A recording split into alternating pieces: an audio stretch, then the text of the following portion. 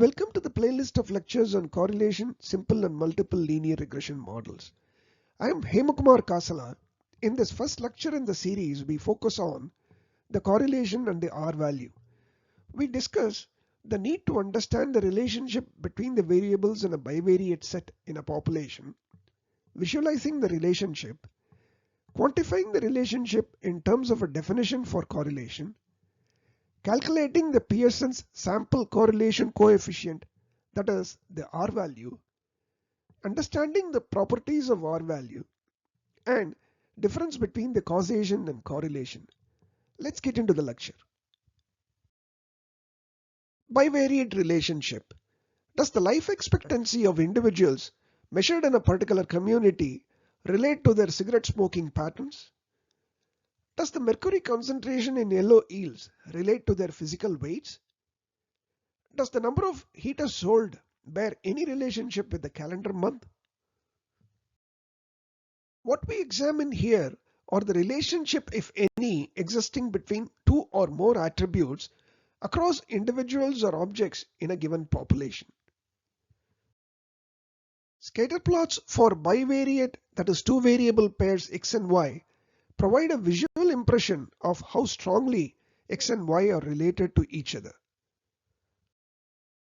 While scatter plots help examine a linear relationship, some stronger and some weaker, and those with no significant linear relationship between x and y, they hardly provide information on quantifying the relationship which is needed to draw essential conclusions.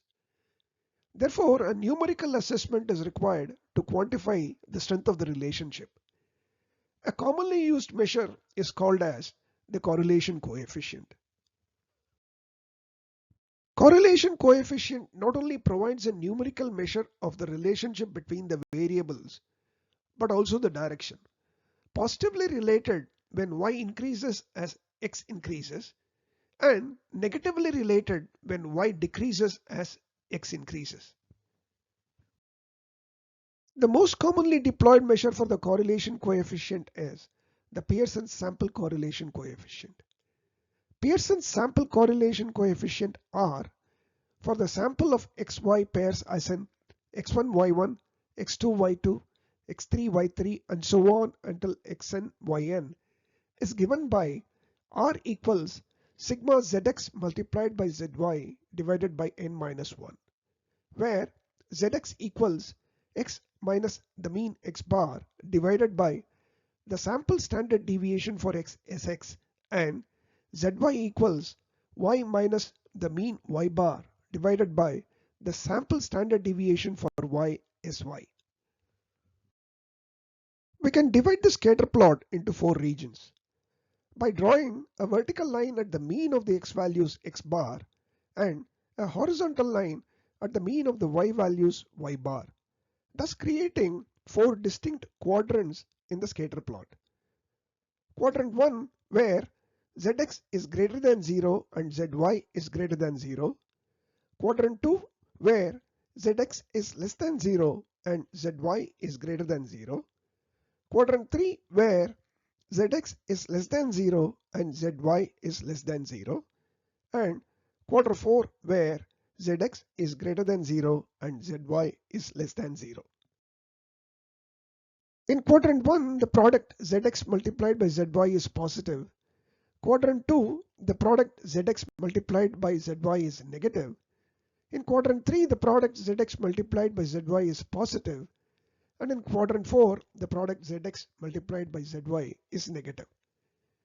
Since most of the data in this particular sample lies either in quadrant 1 or quadrant 3, some of the product of individual data pair z values, that is sigma zx multiplied by zy, is overall positive in this case. Therefore, Pearson's sample correlation coefficient in this case is a large positive value, suggesting a strong positive correlation.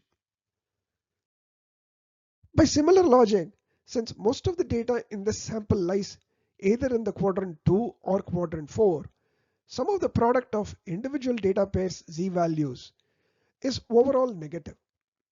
Therefore, the Pearson sample correlation coefficient in this case is a large negative value, suggesting a strong negative correlation. Since the data in this sample is spread across all quadrants, some of the products of individual data pairs z-values is very small, either positive or negative value, perhaps even zero. Therefore, the Pearson's sample correlation coefficient in this case is a very small positive or negative value, suggesting almost no correlation. The Pearson's sample correlation coefficient is the most common amongst several available different correlation coefficients.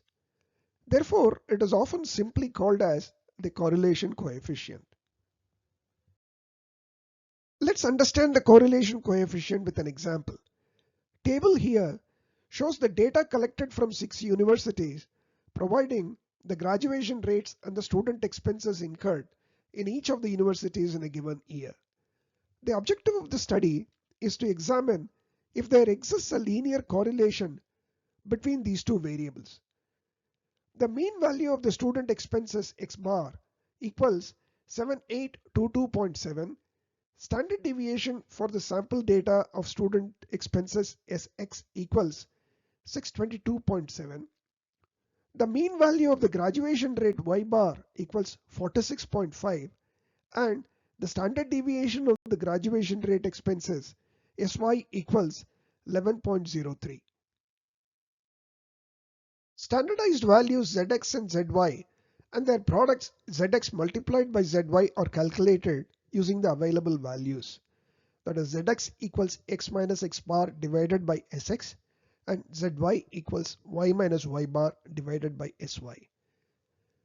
Pearson's sample correlation coefficient R equals sigma Zx multiplied by Zy divided by the sample size minus 1, which equals 0.252 divided by 6 minus 1, which in turn equals 0.05.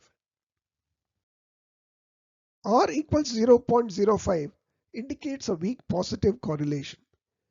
The scatter plot of student expense and graduation rate indeed confirms the weak linear relationship. Since the calculation of the correlation coefficient relies on the z-values, and since the unit of the z-value is the standard deviation, the correlation coefficient does not depend on the units of x or y. This means the range of values in x or y variables.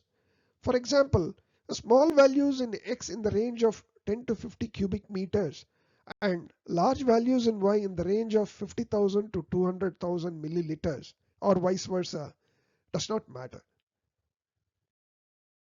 The correlation coefficient between x and y is the same as the correlation coefficient between y and x, as that is evident from the formula for the correlation coefficient, which is R equals sigma Zx multiplied by Zy divided by n minus 1, which also equals sigma Zy multiplied by Zx divided by n minus 1.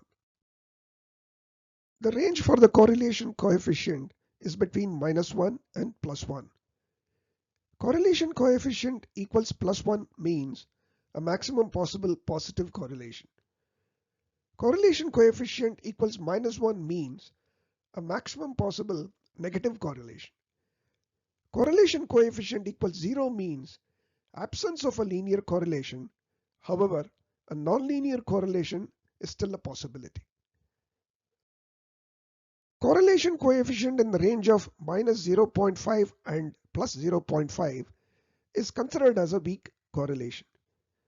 Correlation coefficient in the range of ±0.5 and ±0.8 is considered as a moderate correlation. Correlation coefficient in the range of ±0.8 and ±1 is considered as a strong correlation. Maximum positive value for correlation coefficient equals +1 when the data points in the scatter plot fall exactly on a straight line with a positive slope. Maximum negative value for correlation coefficient equals -1 when the data points in the scatter plot fall exactly on a straight line but with a negative slope. The correlation shown above qualifies for a perfectly linear correlation. Value of the correlation coefficient start moving away from +1 and -1 towards 0 when the data points in the scatter plot deviate away from the straight line. Extent of the deviation from the straight line determine value of the correlation coefficient between +1 and 0 when the correlation is positive and -1 and 0 when the correlation is negative. More is the deviation from the straight line, lesser is the value of the correlation coefficient by magnitude. The relative distribution of the data points and the magnitude of the z-values in quadrants 1 and 3 and quadrants 2 and 4 decide the magnitude and sign of the slope of the virtual line. Correlation coefficient R is a measure of the extent to which x and y are linearly related. Weak value of R does not rule out a strong relationship between x and y. Strong relationship could still exist, but not linear.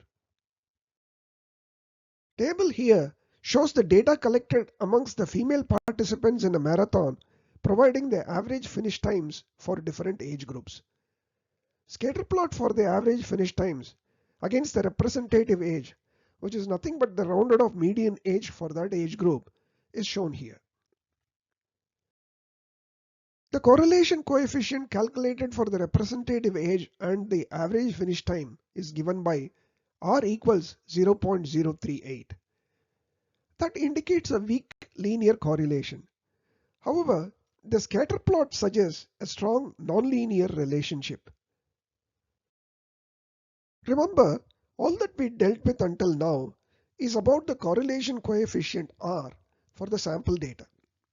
The sample correlation coefficient R serves as an estimate for the population correlation coefficient ρ. The properties discussed of the correlation coefficient for the sample data applies as well to the correlation coefficient ρ for the population data. Rho measures the extent to which there is a linear relationship in the population.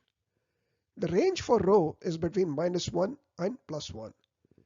Rho equals 1 or -1 only when all the xy data in the population lie on a single straight line. We can only estimate the correlation coefficient rho for the population data by calculating the correlation coefficient from the sample data. How we can make inferences about the correlation coefficient for the population data from the sample data is reserved for the later lectures. Finally, correlation does not imply causation. Change in x need not necessarily be because of change in y, or vice versa. X and y could be changing in sync very well because of a third variable which has a causation effect on both x and y. If at all there is a causation effect in x and y, that can only be established through controlled statistical experiments, not just via correlation, however strong it may be. That brings us to the end of the lecture on correlation and R value, which is the first lecture in the playlist of lectures on correlation, simple and multiple linear regression models. See you soon back with the next lecture in the series. Bye until then.